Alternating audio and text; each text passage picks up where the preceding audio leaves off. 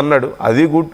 కానీ betting apps చేసే వాళ్ళని పచ్చి బూతులు తిడుతూ, వాళ్ళ ఇంట్లో వాళ్ళని తిడుతూ, వాళ్ళ మదర్స్ని, డాటర్స్ని, సిస్టర్స్ని పచ్చి బూతులు తిట్టి వాళ్ళని పర్సనల్గా టార్గెట్ చేసి, what kind of mentality it is? అంటే ఇక్కడ ఫోకస్ బెట్టింగ్ యాప్స్ గురించి కాదు, ఫోకస్ అంతా ఆ విషయాన్ని ఉపయోగించుకొని ప్రజల్లో ఏదో ఒక ఎమోషన్ని రైజ్ చేసి వాళ్ళందరినీ పెద్ద శత్రువుల్లాగా, వాళ్ళు టెర్రరిస్టులు అన్నాడు, దేశ ద్రోహులు అన్నాడు, వాళ్ళు పెద్ద క్రిమినల్స్ అని చెప్పేసి అన్నాడు.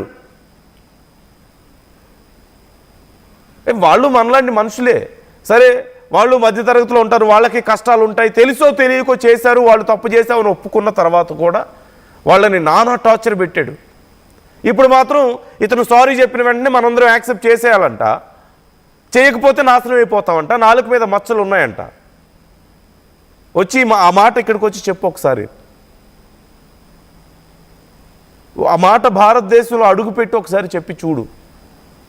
You'll get to know what is real Bharat. అక్కడి నుంచి చెప్తున్నావు కదా, భారతదేశం అంటే మురికి ఉంటుంది, భారతదేశం అంటే నిరుద్యోగులు ఎక్కువ మంది ఉన్నారు, పని పాట లేని వాళ్ళు ఎక్కువ మంది ఉన్నారు, హీరో ఫ్యాన్స్ అందరూ వేస్ట్ అని చెప్పి మాట్లాడుతున్నావు కదా. ఇక్కడికి వచ్చి చెప్పు ఒకసారి నీతులు. డబ్బులు సంపాదించుకొని ఈ జనం, ఈ ప్రజలు చూసిన వ్యూస్ మీద, వీళ్ళ మీద డబ్బులు సంపాదించుకొని ఇప్పుడు వీళ్ళనే వేస్ట్ అని చెప్పి మాట్లాడుతున్నావు. What kind of mentality you are? What kind of personality you are? అసలు ఇంతకంటే దారుణం ఇంకేదైనా ఉంటుందా? ఏం చేయాలి ఇతన్ని? ఇప్పటికే గరికపాటి గారి నుంచి మనం చూసాం, నిన్న ఒక పోస్ట్ కూడా వచ్చింది గరికపాటి గారి అఫీషియల్ పేజ్లో. కేసు పెడతామని చెప్పి కూడా చెప్తున్నారు. ఈ విషయంలో ఖచ్చితంగా చట్టబద్ధంగా వ్యవహరిస్తాం, చట్టపరమైన చర్యలు ఉంటాయని చెప్పి చెప్తున్నారు. అలాగే సీతమ్మ తల్లి మీద, ద్రౌపది మీద అతను చేసినటువంటి వ్యాఖ్యల మీద చాలామంది సీరియస్ అయ్యారు, కేసు కూడా పెడతామని చెప్తున్నారు. ఇక్కడ కేసులు పెట్టారు, ఇప్పటికే నమోదు చేశారు.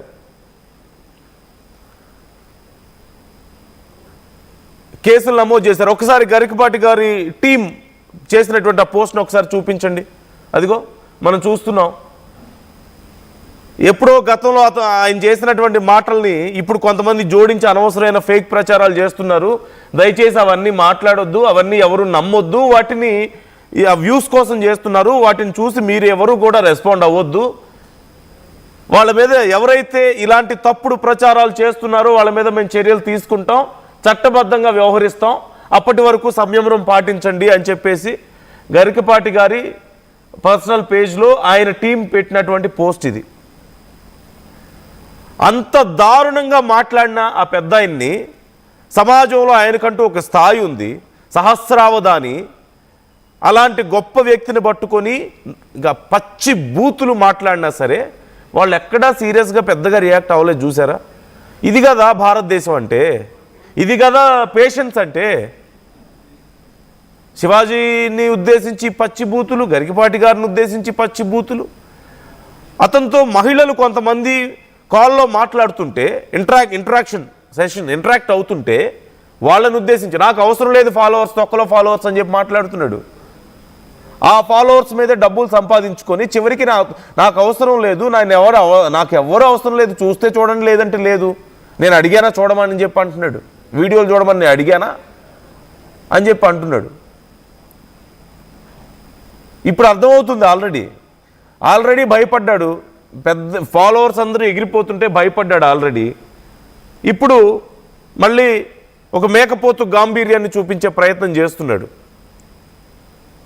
ఈ విషయం గురించి మీరు కూడా మీ అభిప్రాయాలను మాతో షేర్ చేసుకోండి. ఏం చేయాలి, ఏం చర్యలు తీసుకోవాలి? ఇక్కడ ఉన్నటువంటి అతిపెద్ద విషయం ఏంటంటే, నేను విదేశాల్లో ఉన్నాను, నన్ను ఎవరు ఏం చేయలేరు. నేను థాయిలాండ్లో ఉంటా, చైనాలో ఉంటా, విదేశాల్లో ఉంటా, నన్ను ఎవరు ఏం చేయలేరు అని చెప్పేసి ఒక ధీమానా? అంతేనా?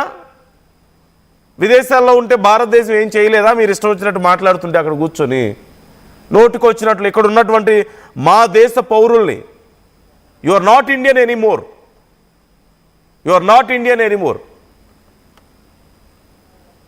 You won't get same support. ప్రతిసారి ఆ సపోర్ట్ దొరకదు ఖచ్చితంగా. గతంలోనే పిచ్చి పిచ్చి మాటలు మాట్లాడి, చాలా వంకర మాటలు మాట్లాడినా సరే చాలామంది ఏముందిలే ఏదో మాట్లాడుకుంటున్నాడు, వీడియోలు చేసుకుంటున్నాడు కదా బతకనిద్దామని చెప్పి వదిలేశారు. ఇప్పుడు ఇక అంతకు మించి నేను ఇంకొంచెం హార్ష్గా మాట్లాడడం కరెక్ట్ కాదు ఇక్కడ కూర్చొని, కానీ పొగరు ఎక్కడా తగ్గల, ఆ నోటి దూల తగ్గల. ఒక మాటలో చెప్పాలంటే ఇష్టం వచ్చినట్లుగా మాట్లాడడం, మహిళలని కూడా చూడకుండా ఇంటరాక్షన్ సెషన్స్లో వాళ్ళని ఉంటే పోతే పో, నేను అడిగారా నేను సబ్స్క్రైబ్ చేసుకోమని, నిన్ను అడిగారా నేను ఫాలో అవ్వమని, అసలు నాకు ఫాలోవర్స్ అవసరం లేదు, ఫాలోవర్స్ వద్దు తక్కువద్దు అంటే నేను అడిగానా? ఈ ఫాలోవర్స్ నన్ను ఫాలో అవ్వమని చెప్పి నేనేదో నా వీడియోలు చేసుకుంటున్నా, వాళ్ళకి నచ్చి ఫాలో అవుతుంది అంటే ఫాలో అవుతున్నారు పిచ్చోళ్ళ. అంత ప్రేమ పంచారే. నిన్న మనం చూసాం, ఆటో మీద అతని ఫోటో వేసుకున్నారంటే అర్థం చేసుకోండి ఏం చేశాడని మన దేశానికి. ఇంకొక మాట వాడాలని ఉంది కానీ నేను వాడలేకపోతున్నా ఇక్కడ కూర్చొని. ఏం చేశాడు మన దేశానికి? అక్కడ కూర్చొని నీతులు చెప్పడం తప్ప ఏం చేశాడు? మన దేశం మీద సంపాదించుకొని తినడం తప్ప, కోట్లు సంపాదించుకోవడం తప్ప, అమాయక సబ్స్క్రైబర్స్ని పిచ్చి మాటలన్నీ చెప్పి కోట్లు సంపాదించుకున్నట్టుగా అతనే చెప్పాడు కదా. అదిగో మనం చూస్తున్నాం. ఇక్కడ చాలామంది గొప్ప వాళ్ళు ఉన్నారు. వాళ్ళందరి ఫోటోలు కాకుండా నీ ఫోటో వేసుకున్నారంటే నీ మీద ఎంత అభిమానం ఉంటే వేసుకొని ఉంటారు, నీ మీద ఎంత ప్రేమ ఉంటే, వాళ్ళు ఎంత స్వచ్ఛంగా నిన్ను ఇష్టపడి ఉంటే వేసుకుంటారు. ఇప్పుడు చూసారా పరిస్థితి చివరికి? ఇప్పుడు చూసావా ఏమైందో? చివరికి చించి పడేస్తున్నాడు అతనే. వేస్ట్ అని చెప్పి అంటున్నాడు. ఇతను వేస్ట్. నేనేదో అనుకున్నాను, మంచోడు అనుకున్నాను, కానీ మా గరికపాటి గారిని, మా శివాజీని ఇలా తిడతాడా? శివాజీ మంచి వ్యాఖ్యలు చేశాడా కాదా అనేది సెకండరీ. He's Indian. ఇక్కడ ప్రేమ ఉంది, అప్పుడప్పుడు కొద్దిగా కోపం కూడా కనిపిస్తూ ఉంటుంది చేసే వ్యాఖ్యలను బట్టి, పనులు బట్టి.